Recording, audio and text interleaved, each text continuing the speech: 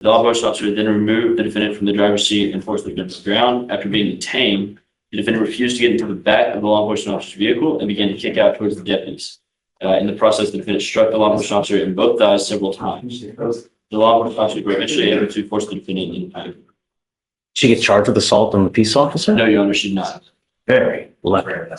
Extremely lucky that you're not charged with 2 additional felonies. Ma'am, you're charged with resisting arrest or search. You're facing up to a year in jail and or a $4,000 fine.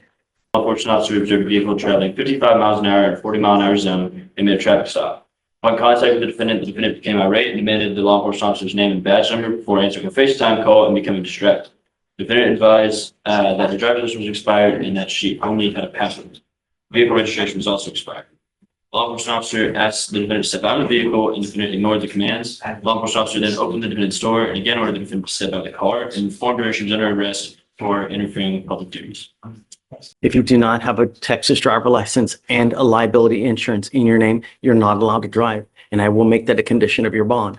I'm making that a condition, and you're now going to sign an affidavit with me today, which is a promise that you're not going to drive. I don't care what's going on in your life. There's no justification you can give for driving. I don't care if there's a burning building and you have to save 50 people. Do not drive. If you want to drive, go get a license, get insurance, and I'll happily take this restriction off.